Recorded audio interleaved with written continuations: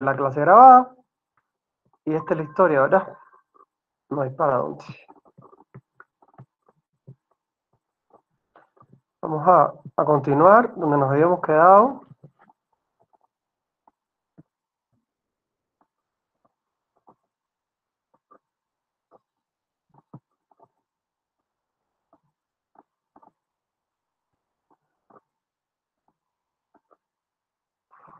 Ok.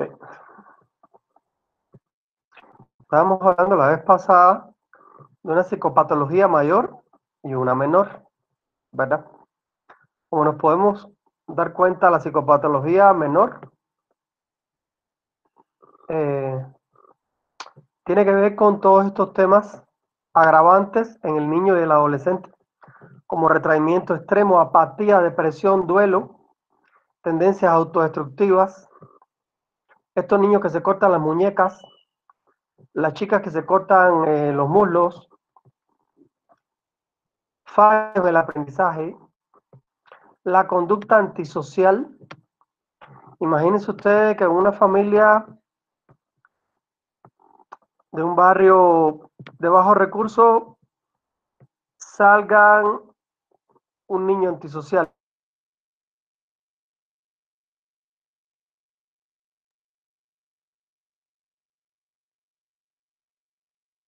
salga un niño antisocial.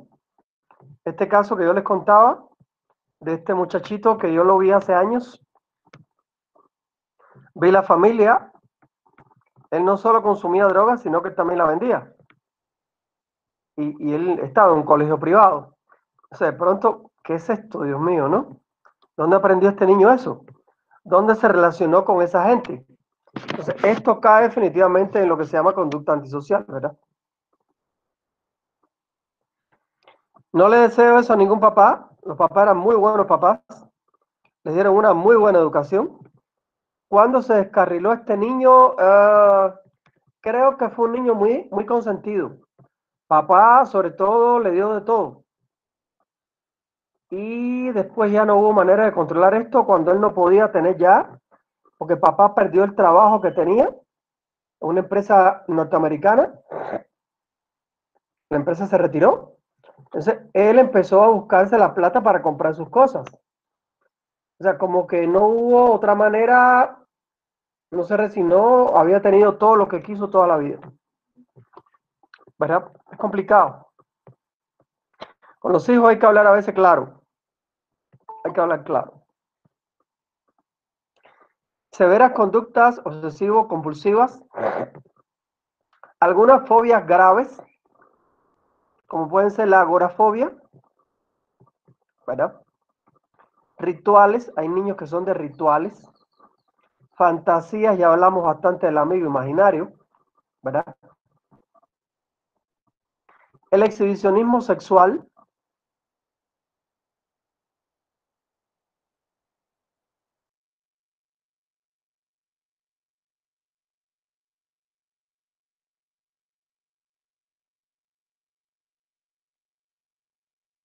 eh, en esta etapa hay que tener un control sobre ellos, ¿sí? Pero lo peor aquí son los asaltos sexuales a otros, llamados violaciones, ¿verdad? Guatemala tiene un índice alto de este tipo de situación de violación entre niños. Un niño de 10 años viola a una nena de 2 3 años, ¿verdad? Casos contrarios como de una chica de 10 12 años que viola a un nene, se dan menos, se dan menos. La hipersexualidad, en muchas ocasiones que tiene que ver con el hacinamiento. Papá y mamá se cambian delante de los niños porque no queda de otra, hay un solo cuarto, todo el mundo duerme ahí. Tienen sexo también ahí, los niños se dan cuenta. Esto va despertando muy temprano la sexualidad. Graves enfermedades de base somática, fallos en el desarrollo somático del niño. Ajá. O sea, dolores. Los somáticos tienen cuerpo, ¿verdad? deformidades tal vez también en el cuerpo del niño, ¿verdad? Esto es un poco lo que consideramos una psicopatología mayor. Te requiere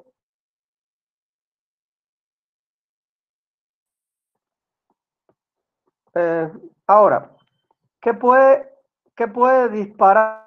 Detonar. La palabra que utilizamos es detonar. En psicopato, detonar. ¿Qué puede detonar la patología? Una palabra que aprendí hace años cuando estudié a los autores españoles, me encantó esto. ¿Qué puede detonar esta psicopatología? Bueno, eh, se trata de una concreción de lo existencial vivido. Toda experiencia es un fenómeno subjetivo e empírico, en el que participa el conocimiento y lo afectivo, y siempre es algo vivenciado que provoca algún cambio. La categoría vivencia, ¿verdad? Ciertas experiencias tienen carácter patogénicas y pueden desestabilizar el proceso de emoción de la personalidad y provocar su desorganización.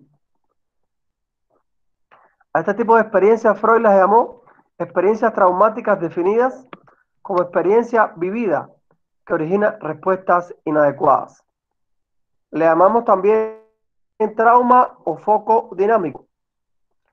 Creo que los que siguen mi clase están en mi clase de sistemas, ya me han escuchado hablar de esto. Trauma es un evento sentido como grave por un niño o un adolescente que puede tener su desarrollo normal. Esto es un trauma, una violación. Un trauma puede ser un abandono de los papás, se lo dejaron a la abuela, ¿verdad? Un trauma puede ser golpear a un niño o a un adolescente, ¿verdad? Causarle huesos rotos, cosas que se han dado acá, ¿verdad? Eh, en cambio, un foco dinámico es un poco un problema que no es tan grave, pero que existe, que molesta, que afecta y que el niño no ha podido superarlo o el adolescente no ha podido superarlo, ¿verdad? Eh, hay un autor, Boris Cyrulnik, mencionar a Boris Cyrulnik,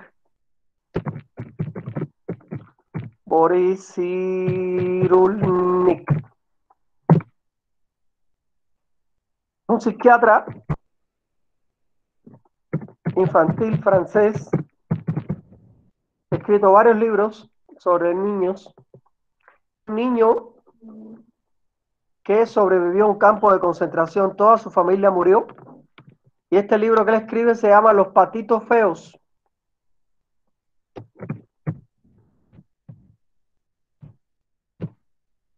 Haciendo una analogía del famoso cuento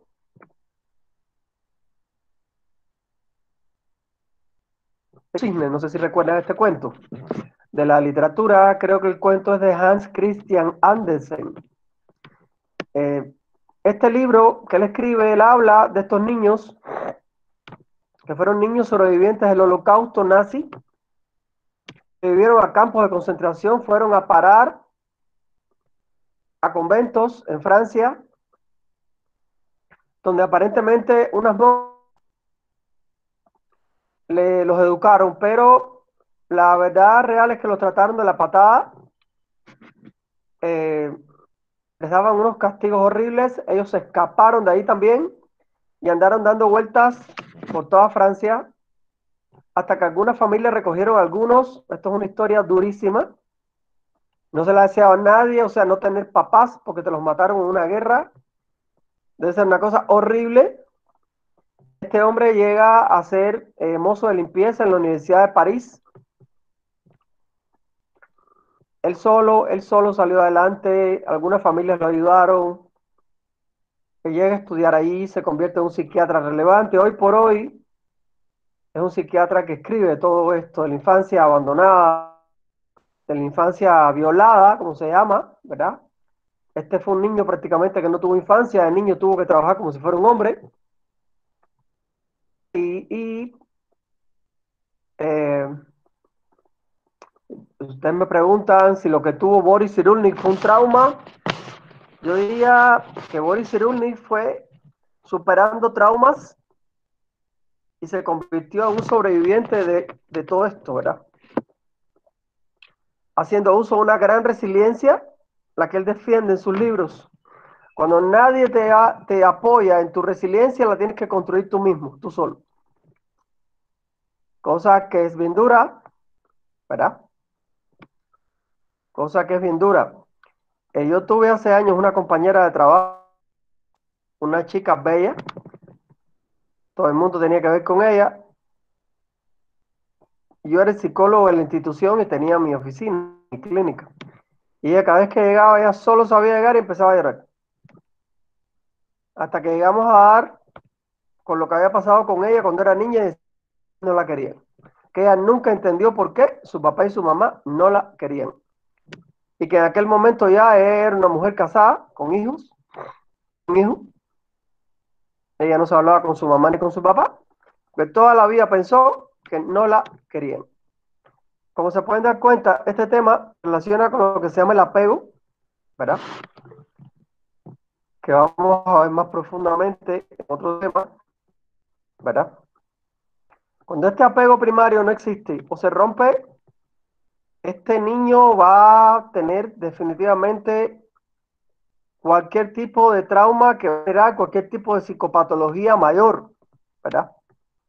Estoy explicando todo esto para que podamos entender que esto que está aquí no sale del aire, ¿verdad? Un niño abandonado puede desarrollar conductas antisociales, agresividad, mentiras, hurto. Eh, la clase, a ver cómo les explico esto. No era una clase, pero el grupo étnico negro en Cuba, en los años 60-70, se unieron con toda la población de gente que no se fue del país, pero esta gente de raza negra habían sido en su mayoría sus papás, gente muy pobre antes de la revolución, y gente maltratada, y gente discriminada, y era gente muy dolida y muy resentida. Esto yo lo explico de esa manera. Vivían constantemente estos llamados negritos, molestando, atacando, lastimando a los llamados blanquitos. Una cosa muy interesante, ¿no? Cuando llegamos del exterior, que veníamos de otro país con mis papás, yo había estado en un colegio internacional de hijos de diplomáticos. Yo nunca me había, o sea, codeado con amigos negros y compañeros negros, ¿verdad? Y observé una gran agresividad. En el patio te podían arrebatar la merienda, eh, crear peleas por cualquier cosa, amenazas, vivían amenazando a todos los niños. Es un fenómeno que yo observé durante años.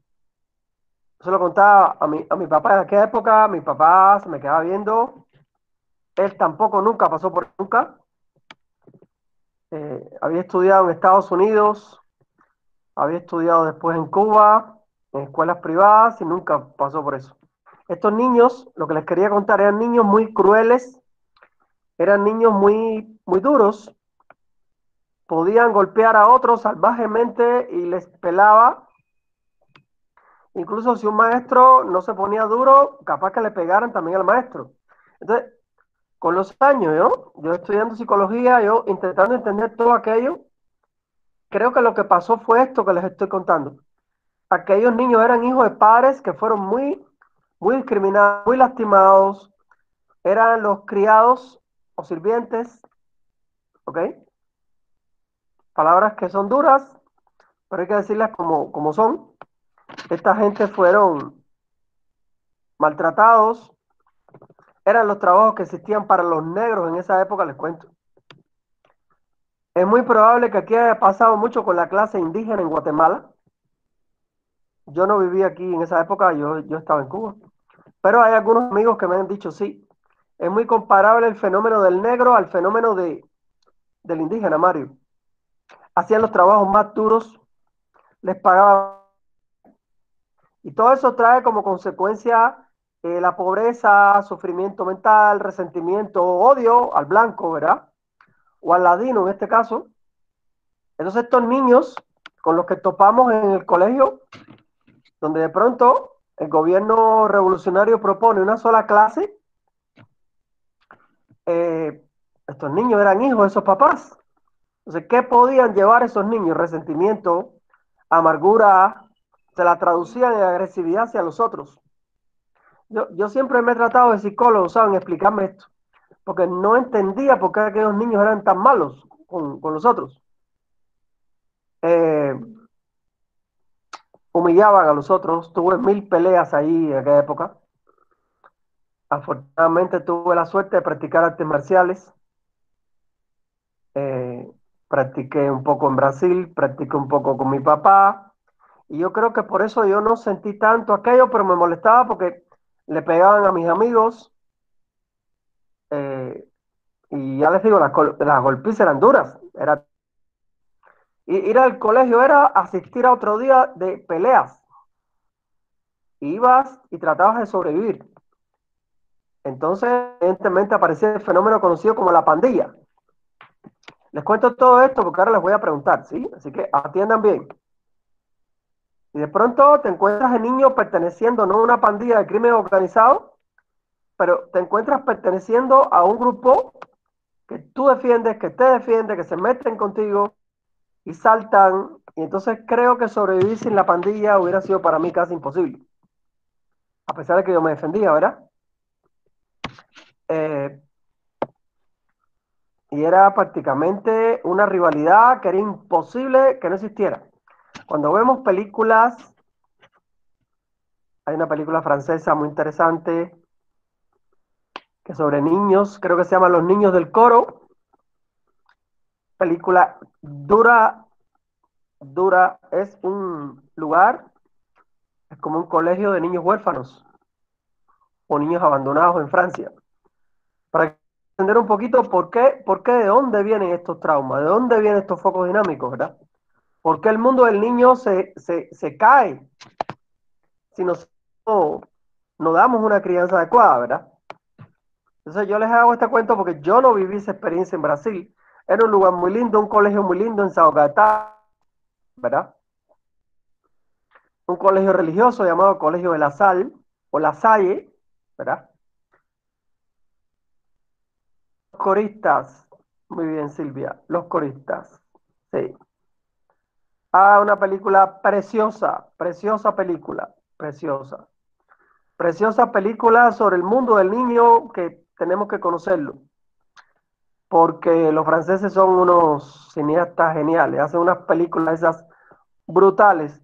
Todos esos fenómenos que existen ahí adentro, como un niño descalifica al otro, como un niño le pega al otro, como un niño amenaza al otro, todo eso se da en todas las sociedades, en todos los países, en todas las culturas. Y evidentemente en Guatemala también pasaron todos ustedes por algo parecido.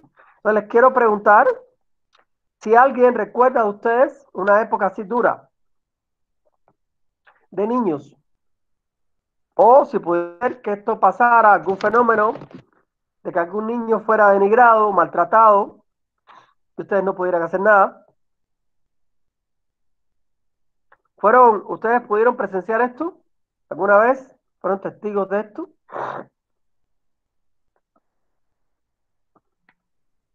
Si me pueden compartir ejemplos, sería bueno, ¿verdad? Doctor. A ver, Delia. Sí, yo particularmente crecí en un pueblo. Ok, muy bien. Este, Soy uno de los pocos que se podría decir que son blanquitos, por decirlo así. Ok, ok. Ajá, entonces, Ladinos, ladinos, blanquitos. sí, ladinos. Y Ajá, desde entiendo. que soy pequeña En Cuba me le han dicho llamamos que, criollos. En Cuba le llamamos ajá, criollos. Es lo mismo, ladino y sí, criollo. me han dicho de Sí. que no parezco blanquita, que parezco más indígena por el área que crecí, ¿verdad? Pero siempre, Ajá, al principio, como que hay un cierto estigma de que debo comportarme de cierta manera. ya, entiendo. Y hace poco fui a la tienda que está cerca de mi casa ¿Ok? y la niña no se dio cuenta que yo estaba, como que estaba en su mundo, entonces no se dio cuenta que yo estaba ahí y yo le fui a pedir una bolsa de concentrado y ella tenía que llamar a su papá para ¿Ok? pedirlo. Y cuando estaba hablando con él, los ladinos de ahí arriba quieren concentrado. Y su hermanita que estaba a la par le pegó porque no se dieron cuenta que habían dicho eso enfrente mío. Sí, Y yo he vivido aquí claro. casi toda mi vida, entonces se sintió feo que me dijeran así porque no lo había escuchado antes. Es molesto que ellos hagan esa distinción como distinción racial. ¿Y Sí, tú cómo lo exacto. explicas? ¿Sientes que eso es racismo Entonces, de parte de ellos? am, en parte sí, porque no somos los únicos que estamos aquí, que somos blanquitos, se podría decir. Ok, Y a cada persona que ven así lo llaman, pero no se lo dicen en su cara. claro, claro. Yo me sentí un poquito extrañada porque era la primera vez que escuchaba que me llamaban así. Se siente mal, ¿eh? Sí, Sí, interesante, interesante, muy interesante eso. Gracias, gracias, Delia. igual, don Hay Carlos. un psicólogo social canadiense que yo seguí mucho tiempo, que me gustó mucho tiempo lo que él hacía, que se llama Otto Klineberg. Les voy a poner el nombre aquí. Otto, siempre pongo este ejemplo. Otto Klineberg, creo que tiene doble N. Otto Klineberg. Él era un psicólogo social canadiense que fue profesor en varias universidades norteamericanas, hizo un gran libro de psicología social, uno de los mejores libros que existen en todos los tiempos porque habla mucho de todo este tema interracial y tiene un artículo en una revista Correo de la UNESCO que se llama El racismo a vuelteo. Ah, y ahí en ese artículo, que no sé si se los pudiera rescatar, veamos, vamos a buscarlo. Él habla de cómo los grupos que han sido discriminados también discriminan a aquel, ¿verdad? Que los discriminó. ¿Ya? Ok. Si los ladinos, blancos, criollos discriminamos a los negros en una ocasión, ahí vienen ellos contra nosotros. O sea, es algo inconsciente, es algo intercultural, interracial y lamentable y jodidamente es algo intergeneracional. Y créanme que para quitarte la pelota de arriba está difícil. A pesar de todo aquello, yo me hago amigo en esa época de un niño negro de raza negra, Félix Martínez. Había algo que conectaba entre él y yo.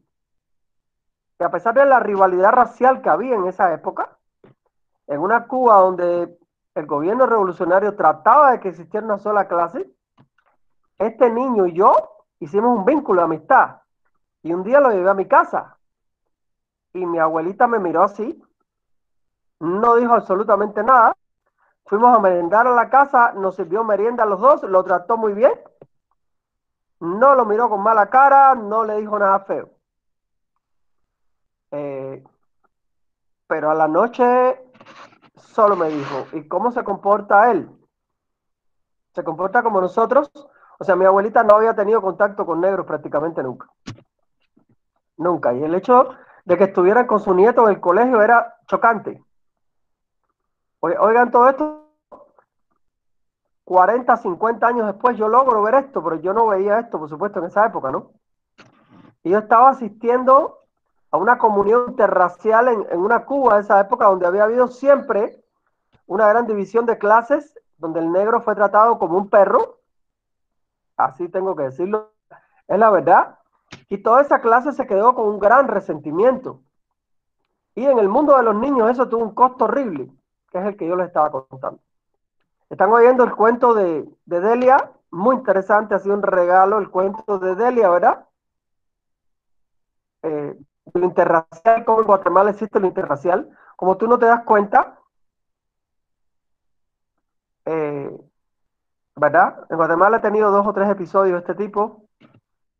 Definitivamente cuesta trabajo que me integren en algún grupo racial, no sé por qué, porque según yo, me confundo acá ladino, pero eso es lo que yo creía.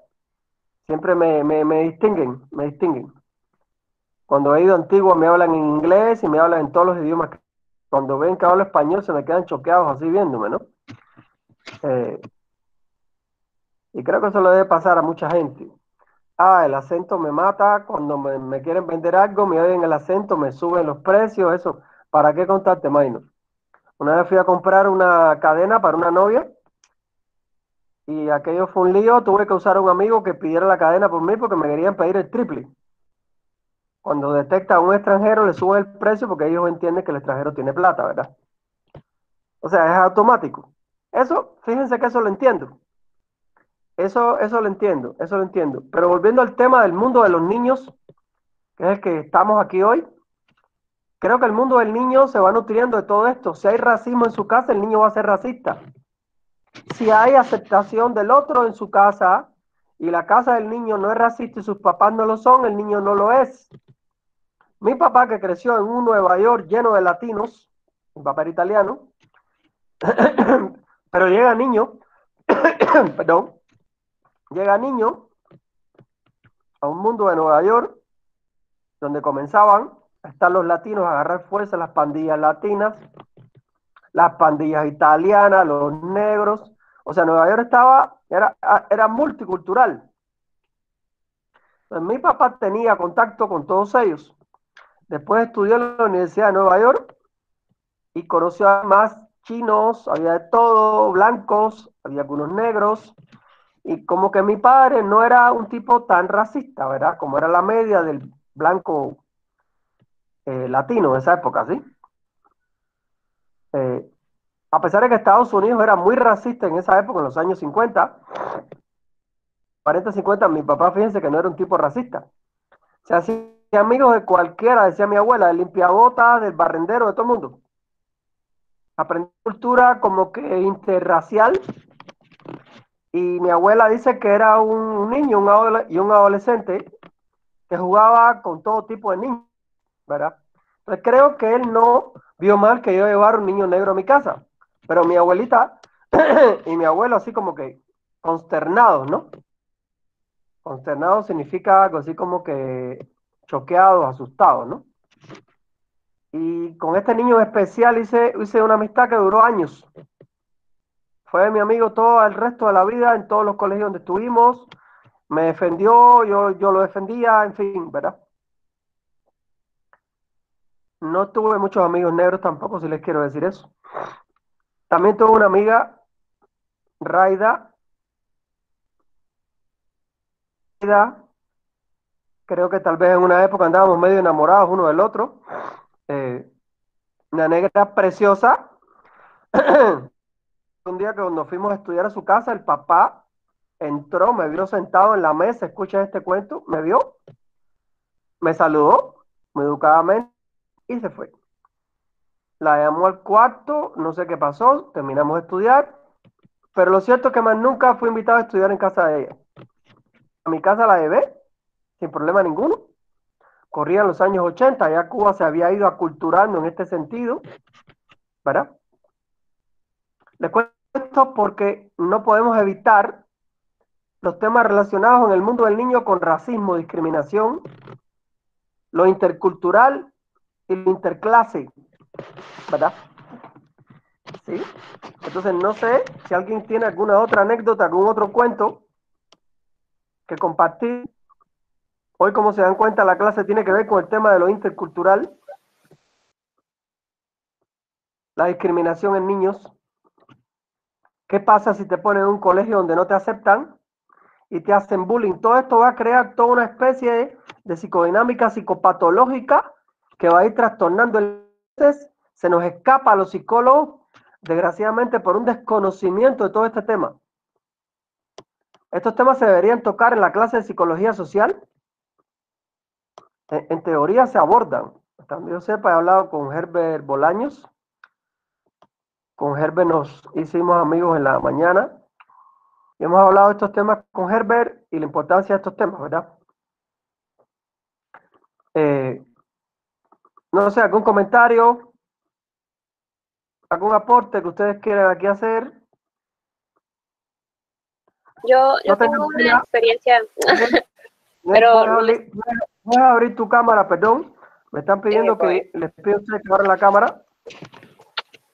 solo la conecto. Sí, ya que Lo no nos mío no, vemos la cara, no nos vemos la cara aquí en todo el semestre, entonces al menos cuando respondamos, pongamos la cámara para amenizar un poco esto, ¿verdad? Si no, yo de pronto todo lo tiempo son las fotos de ustedes y adelante Inés. Ok, hola, hola, ¿cómo estás? bien, ¿y usted? Ya te ubico que sí te vi cara a cara, ¿verdad que sí? Sí, sí, nos hemos visto. ¿Cómo estás? Entonces, A ver, cuéntame, tengo compárteme tu una historia. anécdota, pero no es tan intercultural, la verdad. Yo estudié en un colegio de solo niñas y me acuerdo que en Ok. primero de primaria hubo una niña, era nueva, ¿Colegio me acuerdo yo. religioso? Sí, ¿Religioso? sí, Ok, de de monjas. monjas. Sí, Ok, tiene particularidades. Tiene particularidades. era de monjas, pero no había monjas. Ajá. Entonces, me acuerdo que en primero de primaria había entrado una niña nueva, que era muy agresiva, me acuerdo yo. Yo recuerdo, yo era bajita en esa época, supongo, yo recuerdo que era muy alta y que era más alta que todas. Entonces, como que se miraba como de. Yo tenía la idea de que era otro grado, pero estaba en primero por alguna razón. Y yo recuerdo que era alguien muy agresiva. Me acuerdo que robaba mucho entre las pertenencias de las niñas. Recuerdo de un proyecto que teníamos que hacer como algo de plasticina y recuerdo que se lo robaron a otra niña y se lo encontraron a ella, pero ella se hizo la loca. Dije, no, yo lo hice igual. También recuerdo que le hacía bullying a la maestra y hubo un momento en que la maestra, me acuerdo que se quedó llorando en la clase y eso fue, me Hacía acuerdo que bullying, fue, perdón, a la maestra. sí, A la gran, en serio. y sí, recuerdo que la maestra en algún punto lloró enfrente de nosotras y me acuerdo que eso fue un choque para mí porque según yo las maestras no lloraban. Qué dolor. Entonces, No, claro que no. recuerdo que la directora de primaria tuvo que dar a hablar a nuestra clase y yo me acuerdo un poco, que me acuerdo que contó que tenía muchos problemas esta niña en su casa y que por eso ella era así, pero no recuerdo que la hayan como regañado, o sea, solo justificaron su comportamiento, pero en ningún momento fue la vamos que no lo haga. También recuerdo que tenía una hermana mayor en sexto primaria que llegaba. Perdón, ¿cómo tú explicas eso? ¿Tú no crees que a veces hay complicidad del colegio, de los colegios con no sancionar a los niños para que no se vayan? Porque si los niños se van, es uno menos que paga y toda esa filosofía en Guatemala que he visto aquí. Yo creo que es mala, porque si un niño Pésima, demuestra ese tipo de comportamiento, yo creo, o sea, no tal pésima. vez en plan castigarlo, pero Sí, hablarle, o sí. sea, darle un alto, que ya no lo haga. Hay que darle una sanción y si no le gusta al niño a los papás, mira que busquen otro colegio. Sí, Es porque que yo no hay para recuerdo dónde. que también tenía una hermana mayor en sexto primaria y recuerdo que cuando molestaba, yo la verdad no recuerdo si me ha molestado y si me molestó lo olvidé, ¿Tú pero no fuiste víctima de ella directamente o le tenías miedo o algo así? sí, eso sí, le tenía mucho miedo, o Ok, sea, ahí intentaba viene, como ok, evitarlo. ahí hay indicios de psicopatología, el miedo de un niño hacia el otro, Porque yo ¿verdad? sí recuerdo haberla visto molestar a otras niñas y dije, bueno, mejor distancia. Y me acuerdo que cuando ella molestaba justificaba de no me pueden hacer nada porque tengo una hermana de sexto primaria y si me hacen algo ella puede venir a Ok, como el mundo de los niños. a Me voy a traer a mi hermana para que te pegue o te ale los pelos o ya te vas a ver con mi hermana. El mundo de los niños, es complicado el mundo de los niños. Lo que pasa es que se nos olvida, pero todos pasamos por eso. Y en algún momento tuvimos miedo o le metimos miedo a alguien o éramos en unas ocasiones la víctima, en otras victimario. ¿Cómo te consideras tú en esa historia? ay, no sé si existiera un término como, o sea, víctima colectiva, porque, o sea, nos molestaba como en clase, pero sí tenía como sus, como Muy, víctimas muy, individuales. muy interesante. Tú eras una víctima colectiva de un miedo que una niña ejercía Ujú. y sobre la cual no había autoridad ninguna porque se lo permitieron. Sí, porque si hasta la maestra, recuerdo que el año siguiente la niña no estaba, no sé si la echaron o se fue, y la maestra tampoco ya no estaba, recuerdo yo. No sé si también la echaron o qué pasó. Muy interesante tu cuento porque hacía muchos años que yo no escuchaba una cosa así, donde una niña maltratara a un maestro. Eso lo vi hace muchos años en Cuba, cuando yo tendría como 10 años, donde un niño le metió miedo y era un niño negro a un maestro. En este caso fue entre varones. Y el maestro le llamaba la atención y el niño le respondía y le brincaba y le hacía así. Y el niño tenía otro hermano también en el colegio y esta gente, este grupo de raza negra, era como que los maestros le tenían su respeto, miedo. Y se parece mucho a tu historia, aunque no creas. Sí. ¿Sí? Te parece un chorro a tu historia, pero entonces imagínate si tú hubieras tenido niñas negras en tu colegio, Sí, extremadamente eso violentas. no habían, o sea, era como, yo vi una niña negra en mi colegio hasta que estaba como en cuarto bache. Aquí en Guatemala no hay mucha fusión de negros con ladinos, muy poca fusión. Hay muy poca fusión, ellos están concentrados allá en Puerto Barrios y no sé qué. Ok, Inés, muchas gracias por tu historia. Te la agradezco mucho, le da color a mi clase. ¿Algún comentario más, muchachos? Yo Esto nos da color a la psicopatología. Minor, yo creo que tengo una historia en la ¿te que quitaron la merienda, Minor, alguna vez? no, pero Te llevo a mi clase de kickboxing. Para que no te toque un pelo. perfecto. Te mando con el sensei Ángel Arro, ahí en la Plaza de las Américas, Ignacio Yamabuchi. Ya me Para que hace tú veas que falta. no te quitan más nunca nada merienda. Nada, es un chiste. Dime. En realidad, Háblame de Minor Niño. sí. ¿Cómo era Minor Niño y el mundo de los niños? ¿Cómo era? Mi historia es como a los 8 años. En esa época era bastante tímido aún. Y lo que sucedió fue que yo no me metía con nadie, hablaba con muy pocas personas, pero de alguna forma un día me volví yo en el victimario. Porque Es una respuesta. Hasta el miedo. puede ser y no. Te voy a dar el nombre del término, se llama contrafobia. Según la psicología psicoanalítica, eso se explica a través de un mecanismo que se llama contrafóbico. Antes que me hagan, yo hago. Había un chico que se metía con medio mundo, le gustaba molestar, nada muy grave, pero le gustaba molestar a la gente. El brincón. Exacto, no hacía nada tan serio, pero sí, siempre andaba metiéndose con alguien, ¿no? Sí, y jodiendo a todo el mundo. Recuerdo que un día yo estaba como que ni bien entrar a la clase, ¿no? Hablando con alguien, y cuando él entró, por mi espalda me golpeó aquí en la cabeza. Un golpe ligeramente suave, o no recuerdo que haya sido duro, y él siguió caminando como sin nada. Cuando él llegó al fondo, yo ya estaba corriendo hacia él, y no recuerdo por qué fue, no recuerdo que yo le sintiera ira, que sintiera resentimiento con él, nada. Yo sentía que no tenía relación alguna con él, y cuando me vi yo ya estaba corriendo hacia él, me choqué con él, lo tenía en el suelo y comencé a golpearlo, y golpearlo, y golpearlo, y golpearlo. Y lo sonaste. Y golpearlo. Terminé con una playera blanca con manchas de sangre. Uy, hasta me que, sacaste sangre. sí, lo peor es que lo golpeé en la cara. Hasta que al fin el profesor llegó y me jaló. Nos llevaron a la dirección, ¿no? Se le decía. Estaba ahí la directora. Y la parte más sucia de la historia, por decirlo así, es que yo llevaba muchos años en ese colegio. Él llevaba unos 2. Y yo, insisto, yo era muy tímido, yo no hablaba con gente y claro. Estaba con historial limpio, por decirlo así, y tenía una como imagen de que no me metía con nadie.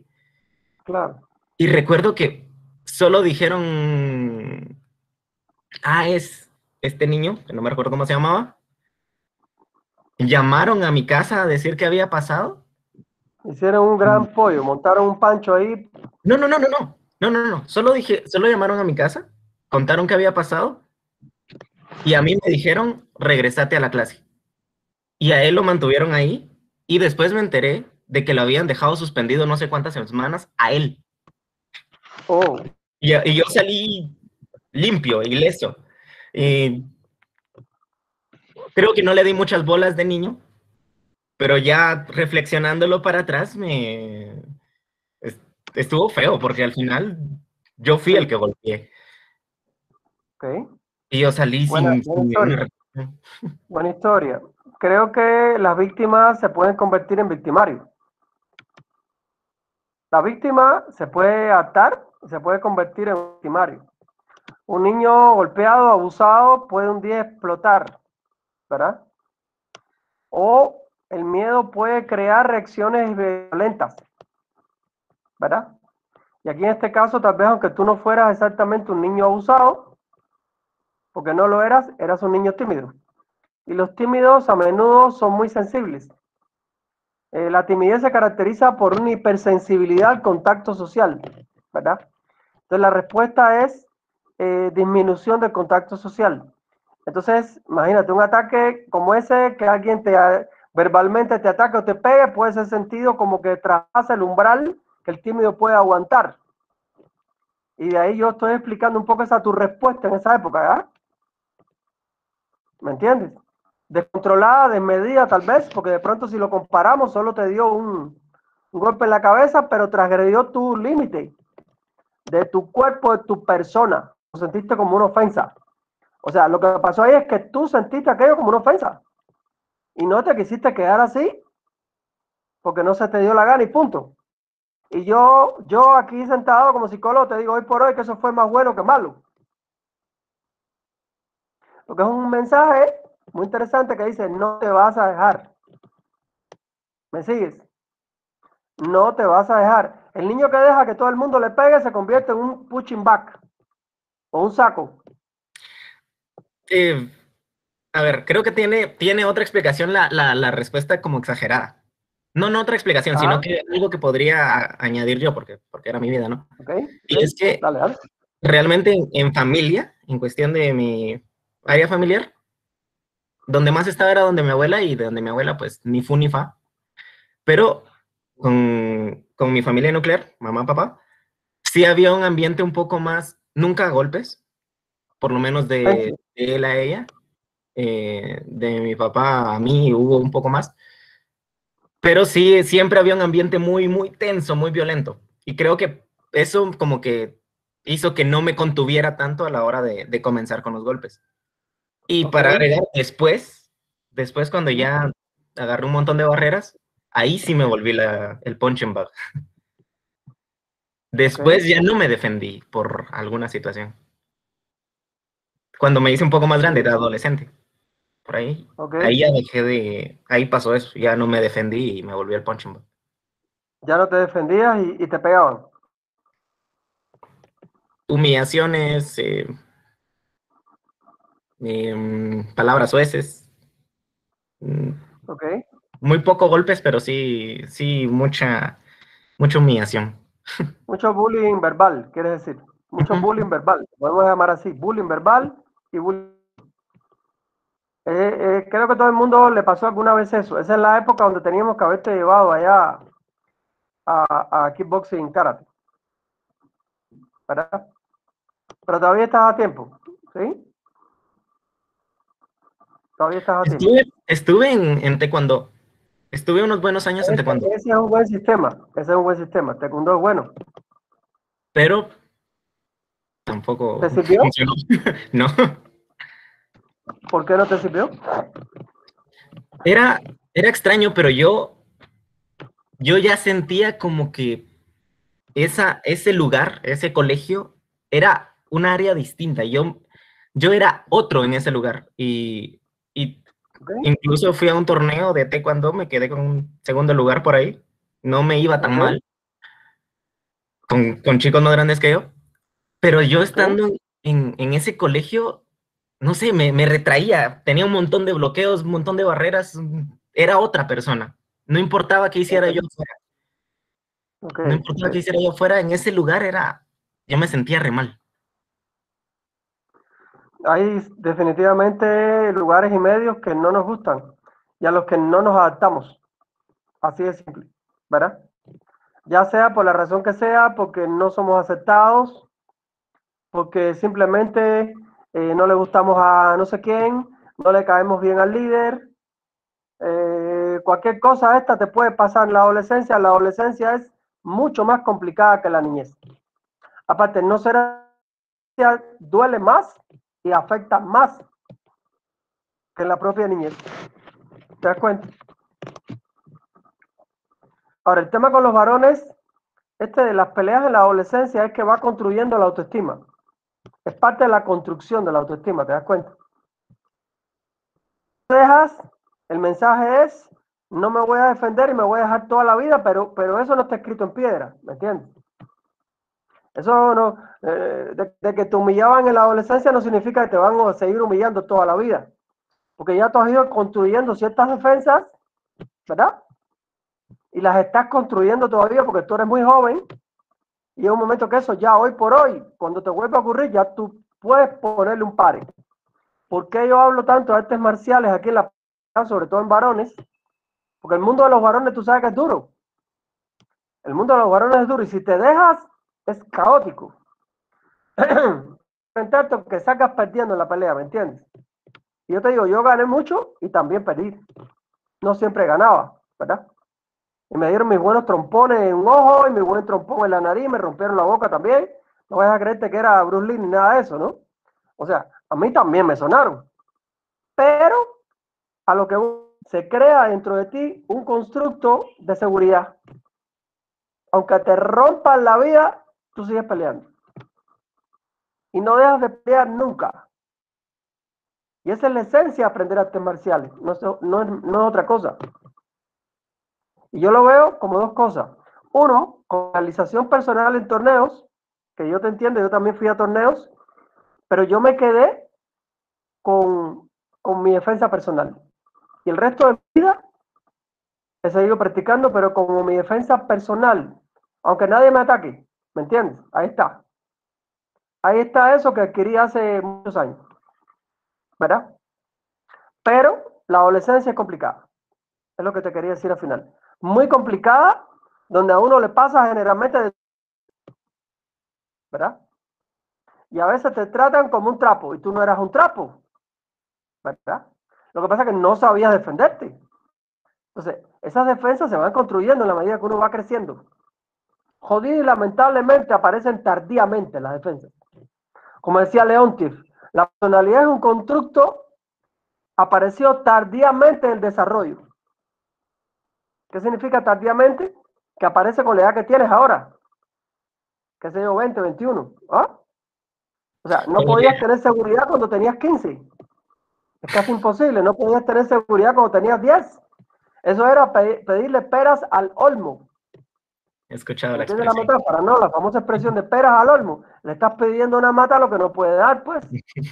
O sea, todo eso tú todavía lo estás reelaborando porque a la edad que tú tienes todavía tú estás reelaborando todo eso. Pero tú eres muy observador y estudioso y aprendes mucho. Va a ser muy útil. Eso, ese será el intento. Pero Bien, como ya lo estás haciendo. para terminar de complementar entonces eso último, Sí, precisamente sí.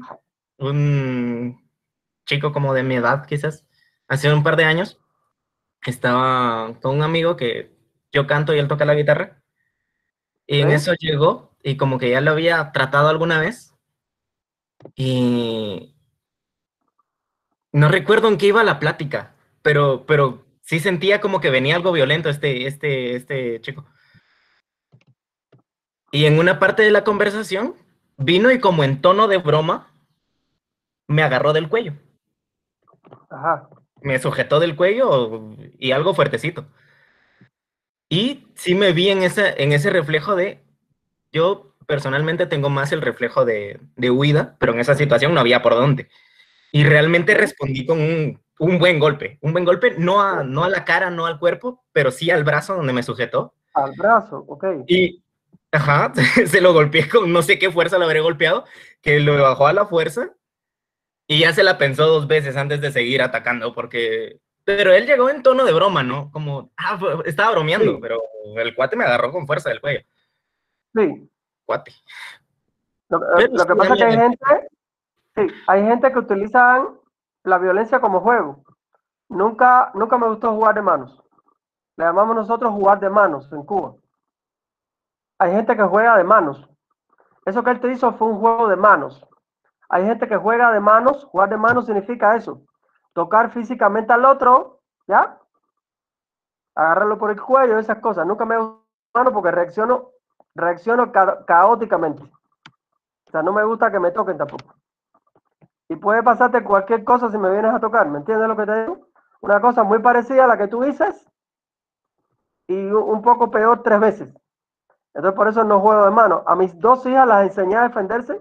No idea. La nena chiquita que hoy tiene 20 y tantos años es cinta negra primer dan en taekwondo. Y la otra aprendió aikido. O sea, sí son artes marciales ya reconocidas y jodidamente que funcionan. Pero de una manera defensiva, porque eran mujeres, ¿verdad? Y el cubano es muy tocón. Le gusta tocar, sobre todo en la adolescencia, juventud, son muy tocones. Entonces yo sabiendo eso, yo las preparé para, tú sabes, ¿no? Bueno, muy interesante tu cuento, muchas gracias.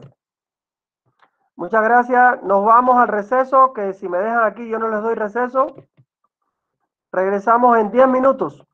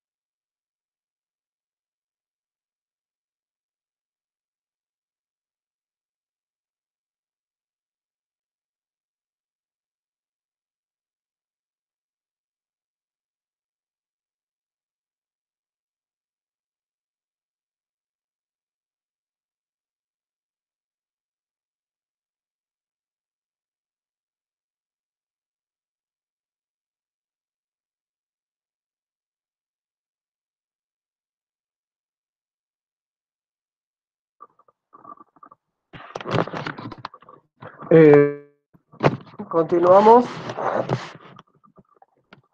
Estamos como explorando el mundo de los niños. ¿Alguien más que quiera compartir algo de ustedes? Sobre este tema del mundo de los niños, lo interracial. No necesariamente lo interracial, ¿verdad? Pero sí miedos, bullying, celos. Buenos días, Blanca, doctor. buen día. ¿Me puedes poner tu Buenos cámara? días. Ahí está con la cámara ella. Muy bien. ¿Cómo estás? ¿Cómo Bien, estás? bien, gracias. Bien. Yo le quería comentar también, hablando un poquito de esto de los niños. Sí. Fíjese que yo el año antepasado yo soy maestra de preprimaria, entonces Ok. di unas tutorías. Yo daba tutorías a 2 niños y Después eh, tu cámara. a mí me parece encendida. Pero No, no te veo. No te veo. voy a conectar mis datos, ¿no? Fíjate que Ok. yo sí te veo, Blanca. Si me miran. Yo sí. Pero yo no te Sí, veo. sí, te No, yo no la veo. veo. Yo sí la veo también. Igualmente veo. la veo. Te veo, Blanqui, estás como que estás Estamos conectada por haciendo dos lados. bullying, doctor. El que no la ve soy yo entonces. Qué raro está esto. Bueno, sigue hablando, no te Bueno, preocupes. entonces yo le daba tutorías a 2 niños de una misma familia. Era una nena de 9 años y uno de 7 años, pero el problema era Ajá. porque el niño ya estaba en segundo primaria y él iba a Ajá. cumplir 8 años. Él estaba en segundo primaria y él todavía no sabía leer ni escribir. Entonces yo Uy, tenía que reforzar eso, ¿verdad? Pero él vivía únicamente con los abuelos porque la mamá se había ido a los Estados Unidos y los dejó a cargo de la abuela. La cuestión ya. es que, hablando un poquito de esto de la psicopatología, yo sí consideraba que él tenía un problema de hiperactividad, pero no sé si era eso o en sí, porque él reflejaba lo que le hacían ahí en la casa. Porque mire, el niño era sumamente complicado en el sentido de que él no me prestaba atención. Fue un gran reto para mí lograr captar la atención de él, en primera porque yo nunca consideré que la abuela me haya presentado a mí como su tutora, sino Ya. simplemente era como una persona que llegaba a ayudarle. O sea, nunca me dio como esa autoridad de poder decir, ella es tu maestra y tenés que hacerle caso. 1. 2, o sea, el niño no tenía ese respeto hacia mí porque él me pateaba, me escupía, me Uy. pescaba los brazos cuando yo le estaba, o sea, intentando enseñarle a leer. Él se desesperaba, quebraba la punta del lápiz y se la comía. Ay, Dios. Entonces, habían veces en que se iba a esconder atrás del sillón y yo vení para acá, intentaba, no me gustaba llegar al contacto físico porque sentía yo que una de esas lo podía estrangular. No, A la gran. pero no me Ya, gustaba ya llegar ganas no te faltaban, ¿eh? Ya ganas no te faltaban. No, Uy, no, exactamente. qué niño ese tan criado. Y te pagaban bien eso, nena. Porque de Eh, verdad que son niños a la madre. Y enseñarles algo, ese malito. Pero exacto. yo veo en ese niño también algunos elementos, aparte de hiperquinesia, puede tener algunos elementos de discapacidad intelectual o no. Yo consideraba que sí, pero era por lo mismo de que él no prestaba atención. Y es que, mira, pues lo más curioso era de que, o sea, la abuelita le pegaba, porque ya Uy, había, o sea, si no lográbamos avanzar con la tarea, porque si mucho lográbamos hacer una tarea o 2 tareas, de las 5 materias que él recibía, ¿verdad? Pero era por lo mismo porque él no le gustaba hacerlo, no me prestaba atención, no le importaba aprender. Entonces venía la abuela y traía el cincho. Y sí, yo Y lo enfrente mía, castigiaba. exactamente, le pegaba, se lo llevaba atrás. A veces lo metía como que en el baño, lo mojaba y luego le pegaba y de ahí me lo llevaba ahí a sentar y ahora sí vas a poner atención y que no sé qué. Y yo, yo sentía que también me pegaba a mí. Uy, no, qué horror. Qué horror. Entonces, Pobre niño, pobre de ti también. Este yo niñito es un niño especial. Yo siento que ese niñito tiene, Blanca, cuando ustedes vean de concentración total, ¿hablaba algo? sí hablaba, ¿Pero hablaba sí hablaba. normal o poquito? No, hablaba normal, él hablaba normal. Por eso yo le digo que yo no creo que sea como un retraso mental, sino más una falta de estimulación porque por falta de esto de la hiperactividad, porque él brincaba, él, o sea, hasta como temblaba cuando yo le quería enseñar las cosas. Y esa, lo que más me recuerdo es esa reacción de cuando él no Sí. podía hacer algo, quebraba la punta con la boca y se la comía, se comía todas las Uy, puntas, todas las minas. Teníamos en el escritorio casi que 4 lápices porque él a cada rato se comía el lápiz. eso suena como a pica. Niños con trastorno de pica, niños que se comen gomas, se comen lápices, se comen todo. Sí, se Este lo niño comía estaba muy mal. todo. Este niño tenía que haberlo visto un psiquiatra infantil también. ¿Qué hace de esto que me estás contando? ¿Qué más? ¿Qué tiempo hace de esto que me estás contando? Eso fue en el 2019. Más o menos yo O sea, estuve esto con él hace, de junio a octubre, más o menos. y ya más nunca lo viste. No, ya no lo vi. Después ya no lo vi porque otra de las cosas era de que la mí quien me pagaba era la mamá, que estaba en los Estados Unidos. Pero la abuela siempre tenía ese malestar de que a mí me pagaban más de lo que ellos pagaban en el colegio. Y yo con ellos solo estaba 2 horas.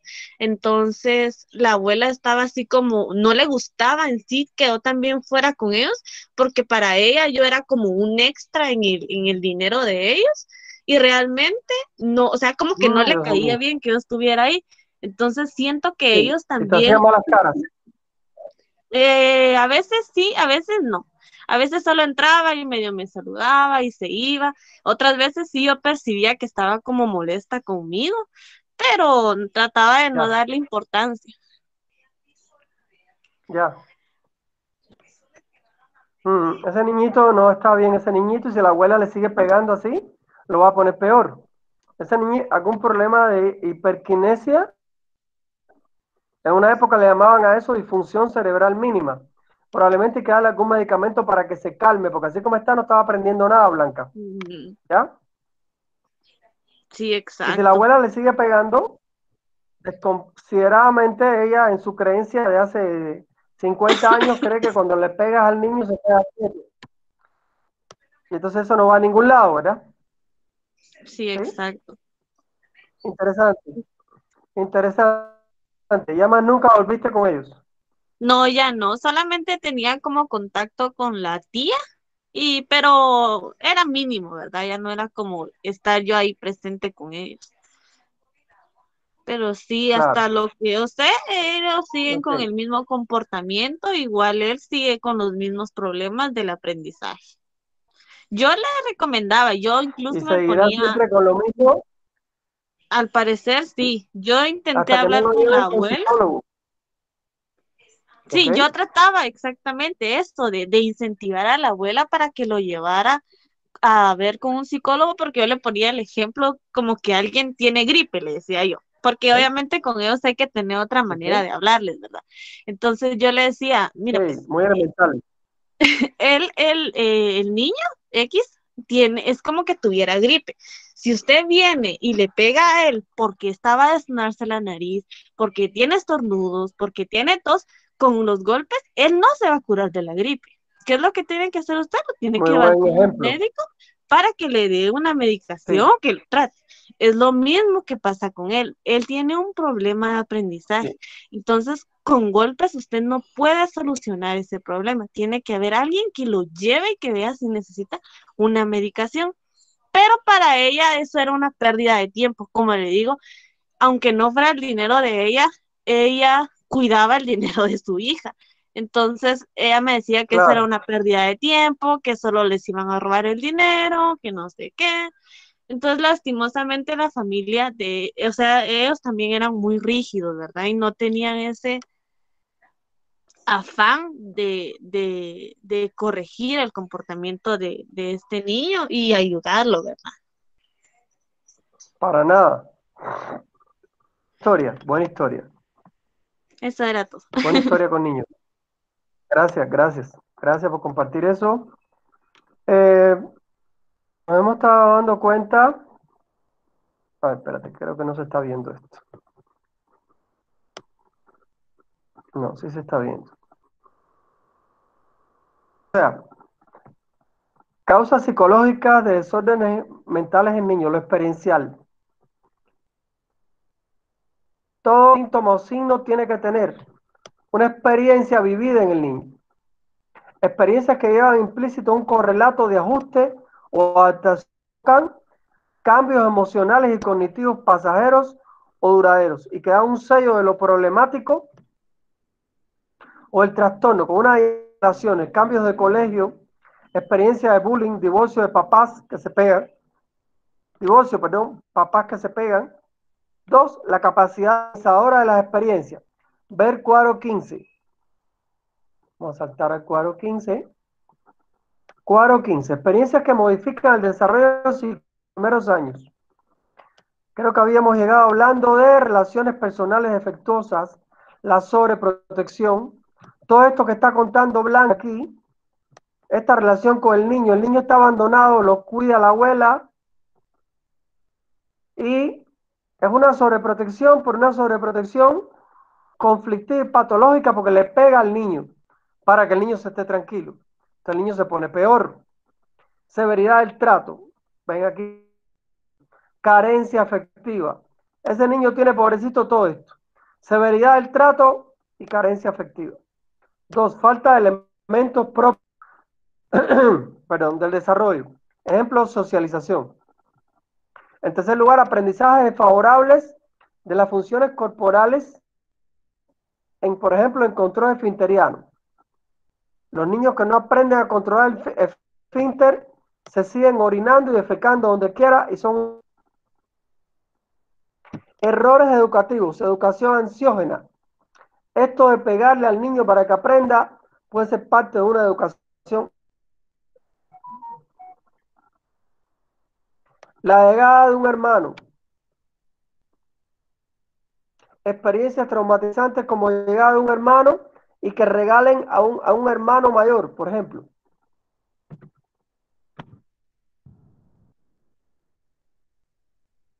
Historias por ahí, gente que lo regalaron, así mismo se dice en Guatemala. Es que a él lo regalaron, es que a mí me regalaron, a un tío, a mi mamá. 7, enfermedades padecidas por el niño, niños enfermizos, ¿verdad? ¿Qué es todo esto? Experiencias que modifican el desarrollo psicológico en los primeros años. O sea, todo lo que le puede pasar a un niño, veámoslo como detonantes que puede crear psicopatología. O sea, todo esto causa signos y síntomas. Enfermedades padecidas por el niño. El niño enfermo hace unos papás alrededor de él sobreprotectores, lo cual no ayuda mucho al niño. Si bien es bueno cuidar al niño, sobreprotegerlo es fatal. 8, factores derivados de la relación con sus pares, relaciones con coetáneos. Ya estamos escuchando coetáneos. Los niños que pegan a los otros, los niños que te atacan, los niños que te insultan, los niños que te hacen bullying, ¿verdad? Y los factores socioeconómicos que desordenan la familia, como el desempleo.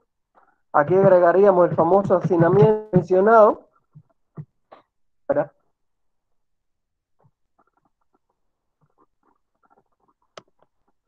Ok. Ok, muchachos, vamos a dejarlo aquí porque tengo otra clase detrás. Muchas gracias por haber estado presentes. Hagan la tarea, revisen el capítulo de la sexo infantil, ¿verdad?